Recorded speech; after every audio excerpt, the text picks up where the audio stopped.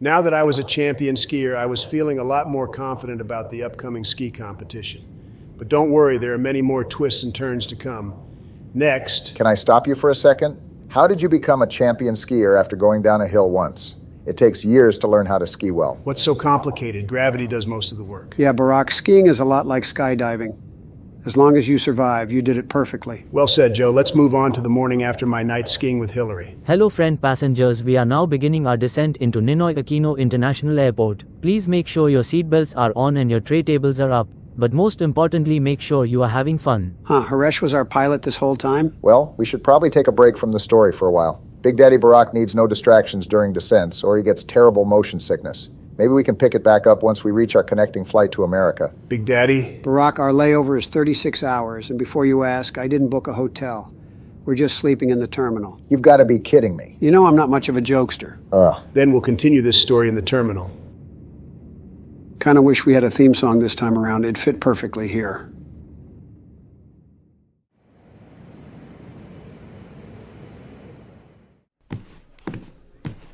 Barack, I can't believe you gave up our seats in the waiting area to those fucking assholes. Donald, by fucking assholes, do you mean that single mother with MS and her 2 children with Down syndrome? Yes, there's nothing about having MS or Down syndrome that means you can't also be an asshole. And I'm sure those kids will never sit still, so having seats is worthless. Don't be ableist, Donald. You're coddling them like fine china is far more ableist than wanting to give them a taste of the harsh realities of the real world. Look at it this way. Now we have a chance to stretch our legs. My doctor says that if I don't use my legs enough, they'll turn to dust. And he wasn't making a metaphor. He was very clear that they'd turn to actual dust. But for 36 hours, I'm not training to compete in an Ironman. 5 minutes of standing a day is plenty. I'm going to be so sore after this. Speaking of being sore, I was quite sore after my night skiing.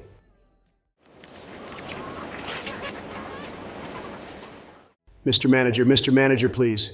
I need 6 extra strength Tylenol and a rotisserie chicken immediately, or I'm gonna die. I'm serious here. I can already see the light.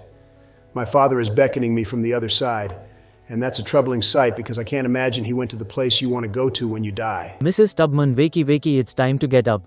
You have a visitor. A visitor? Is it someone from the Reform Party? Because I completely forgot about the campaign. If so, I better put on pants that don't have poo stains. Don't worry, it's only me, haha. But I'd appreciate it if you changed your pants too. I'd also appreciate it if you changed your pants. I'd love to see what the famous Harriet Tubman is packing. It might shine some light on your success with the Underground Railroad. Oh, well, when I said I was going to change them, I meant in the bathroom. Is that the case? Never mind, then I shall leave you boys alone. Does that manager seem strange at all to you? What do you mean? I swear I've seen him somewhere before. And my gut is telling me it was in a photo at the Museum of Natural History documenting the opening of King Tut's tomb. That can't be possible though, right? Probably just some other Indian guy. You'll call me racist, but with like 2 billion of them, there's bound to be a few who look alike. That reminds me of how Natalie Portman and Keira Knightley looked so alike on the set of The Phantom Menace that their parents couldn't even tell them apart. Don't mention that movie. That fucking blonde kid ruined the whole Star Wars franchise for me. Really? He was my favorite part. You could tell that he's the kind who knows how to keep his mouth shut. What? Never mind. Haha. Sure, okay. Why are you here anyway? To get you back on that mountain, you need to clock as many hours as possible to stand a chance in this competition. You've got to be kidding me. I'm stiff as a board, and for once that phrase refers to something other than my penis. I couldn't ski to save my life. But Donald, Serenity's community center is relying on you, and I think I'd stand a much better chance with her if you win. She's already seeming to warm up to me. She only struggled to free her hand from mine at Toy Story 2 for 10 minutes yesterday before giving up. You know that I'm your ride or die, but my muscles don't abide by the bro code. I'll see how I feel tomorrow. Damn it. Fine then. But at least don't spend the whole day in your room. Hillary went into town because you were taking forever to get up. Maybe you can go and meet her. Hillary and I alone in town? That almost sounds like a date. I couldn't. Could I? Oh, what was that? Sorry, I was trying to estimate Serenity's height and weight. If you had to say how many trash bags big she is, what number would you come up with? Hey, nerds. What's up with you two? Not much, Mr. Longhair. We've just been looking for Mr. Blackman. It was weird how he disappeared yesterday, and he didn't show up to skiing this morning either. Giovanni, I think we need to work on your use of names. You just keep calling us Mr. and then a broad characteristic like you do remember our names, right? Of course I do, Mr. Skiman. What a silly question. I don't think he remembers our names, Dave. If I didn't remember your guys' names, how would I know his name is Daniel? Well, first, that's not my name. Second, he just said it, so you really should have known it. Okay, I'm sorry. I told a fib. I don't know your guys' names. I was singing the theme song to Will and Grace in my head when you all introduced yourselves, so I didn't hear. What about just now when I said Dave's name and you thought I said Daniel? I was thinking about this new show called SpongeBob. It's about a sponge, but there is also a starfish and a lobster who runs a restaurant. What's the sponge's name? It's the same as the show, SpongeBob. Naming the show after the main character. That's like the work of Charles Dickens. The creator probably drew inspiration from him. It must be an intense character-driven tale, am I right? I don't know. Did Charlotte Dickinson ever write a story about a very squeaky pair of boots that you can still hear squeaking even after they've been buried? No, but that does sound reminiscent of Edgar Allan Poe's The Telltale Heart. Not that I, read books or anything. I'm not a nerd.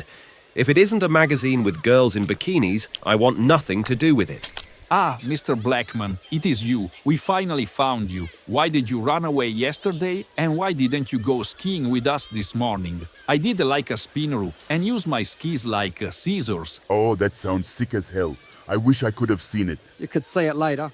We're going out again. No, I'm sorry. I can't. Is this about your secret shame? What could it be that it has you tripping so much? Secret shame? Who mentioned a secret shame? You did many times at this point, and you keep pretending like you didn't after you do so. Listen, this is all my fault. I thought I could have friends, but no one could ever want to be my friend. I'm broken inside. I'm too far gone for anyone to forgive, and too much trouble for anyone to love. You three look like you could one day be great friends, and I'm jealous of that. I wish I could have it too, but I just can't. I'm sorry.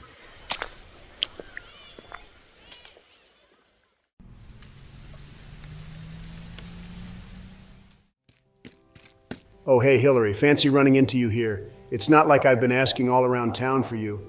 And it's definitely not like a guy at the gift shop across the way said he saw you but wouldn't say where. So I had to grab him by the collar and slam him up against a display of postcards to get him to talk. By the way, we should steer clear of the gift shop across the way. There are a bunch of police there for some reason. Donald, I see you're up and about. Ready to get back up to the mountain? Geez, what's with all of you in that mountain? It's like it has some sort of psychic hold on you, like out of a forgettable Stephen King book. Ah, well, it's more because of the ski competition. You know, you need to spend all your time trying. Yes, I need to spend all my time training. Look, this isn't a serious sports film like Raging Bull. It's a sports comedy like The Bad News Bears. As long as I am shown skiing like 2 or 3 times, I'll be in a good place for the competition. What do you mean, Donald? Do you think this is a movie? Are you okay? Hey, I don't know. I fell and hit my head on a large rock quite a few times before you showed up last night. I'd say I have a concussion, but based on my blurred vision, nausea, balance problems, and slow response to stimuli, I'm probably okay. That doesn't sound good. We should get you to a doctor. And I'm just spitballing here, we could catch the Lamoille County Players production of Nonsense. It's the funniest musical about nuns out there. Come on, let's go. Donald, wait up. Your pupils are really dilated and uneven. Can I stop you for a second? Barack, why are you chiming in? We went a good few minutes without hearing from you, and it was quite peaceful. Do you even have something important to say? I just wanted to say that I'm also a fan of Nonsense. Really, that's what you had to interrupt me for? To let us know you're a fan of Nonsense? Yes? Well, I'm glad you stopped me then because I'm a huge fan of Nonsense, and I'm always dying to talk about it. That goes for me too. I love nonsense. Well, what are the odds? Hey guys, you only need 5 cast members to perform the show, and there is an authorized version for men. What do you say that we try and mount a small production in the Big Apple when we get back? It doesn't have to be off-Broadway. We could do off-Broadway, maybe at the Producers Club on 44th or Theater Row over on 9th Avenue. I'd be really down for that, but who will play the other 2 nuns? Well, Haresh is bound to show up first day of rehearsals, so we can count him in. For the 5th, we could reach out to George. Good idea. I'll give him a call. This is Georgie B. To whom am I speaking? Hey, George, this is Joe. Joey, what a treat. Why are you calling? Donald, Barack, and I are thinking of doing Nonsense off-Broadway. Are you in? Are you serious? Of course I'm in. I love nonsense. That's great to hear. I'll let them know. And I guess we'll be in contact when we have more details. Awesome. I'm so excited. Me too, buddy. See ya. So what did he say? George is in. Oh my God, I can't believe this is actually happening. Me neither. It's such a rush, but should we get back to the story for now? Yeah, I suppose so. I'm kind of more focused on nonsense, but I was in the middle of things, so I'll keep going.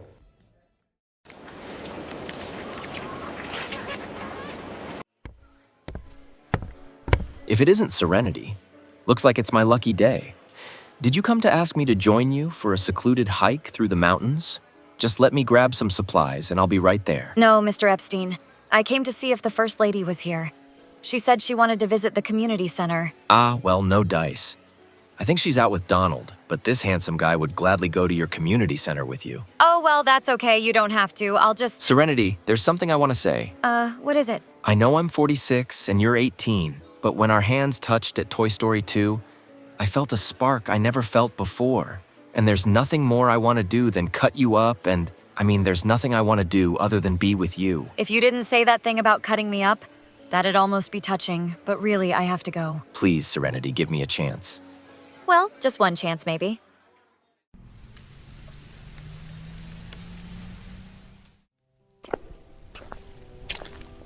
Wow, I would love to be in an all-man production of Nonsense one day. Haha, you're so silly, Donald. How about we keep this party going and have a late lunch? I have a buy one, get one coupon for pizza at Picasso. I would love to, Donald, really, but I'm supposed to meet someone. In fact, I'm probably already late. If you're already late, what does a few more hours matter? That logic doesn't exactly hold, does it? No, it does. It's like the time I was late to a meeting at the World Trade Center on September 11th. I got there 5 hours late, and it was all for the best.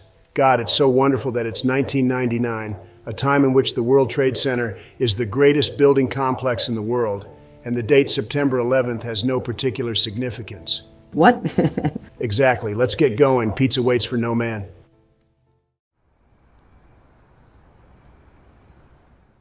Everyone, what are we gonna do about Mr. Blackman? Giovanni, you know our agreement.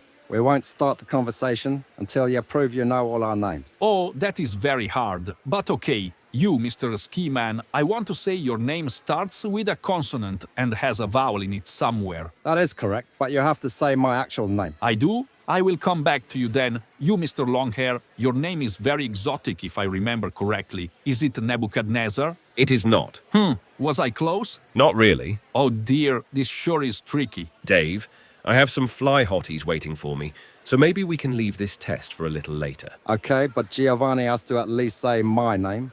He just heard it after all. Your name? It's, Were you thinking about SpongeBob again? I was sorry. It's, fine, I guess. So about boss, what are we gonna do? We need him to stop acting totally lame and tell us what his secret shame is. Yes, but how do we do that? He won't tell anybody what the secret shame is. I think I have an idea. It's crazy, but it just might work. What is it? The big ski competition. He's bound to still be entering because he doesn't want to lose his $4 entry fee. Maybe if we beat him, we can get him to reveal his secret shame. Any issue can be solved on the slopes. If skiing has taught me anything, it's that. That's a good idea, but how do we get him to agree? He'll agree. It's the 90s, and as long as we challenge him in public, he'll have to agree, or he'll end up looking like a coward. Okay, boss, we're gonna find out your secret shame. It's for your own good. What are we thinking about the sets for Nonsense? Chapel roof background, an absolutely massive crucifix with a ripped Jesus on it. White Jesus or historically accurate Jesus? You know which one, Barack? The better question is, are we going genitals covered or uncovered? I think uncovered. Like, from whom would we be hiding it? Everyone knows Jesus had a schlong. I feel that will make it hard to market to a family audience. Barack, it's a musical about 14 nuns dying in a mass poisoning. If people bring their children to a show like that, they should expect to see some Jesus schmeat. Can we at least make sure he has hair that covers most of it? No, the Gospel of John clearly states that Jesus was into manscaping. This discussion is over. Back to the story.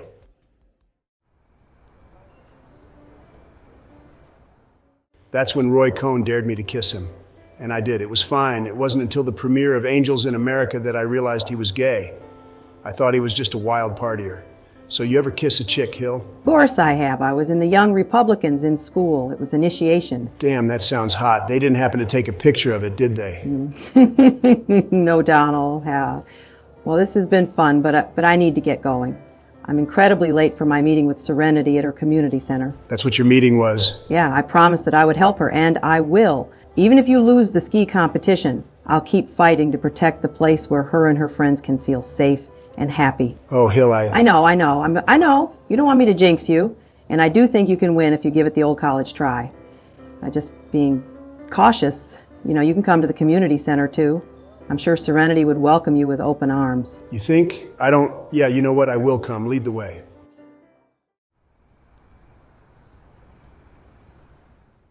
I must admit, this community center is a nice place. No wonder you're trying to protect it.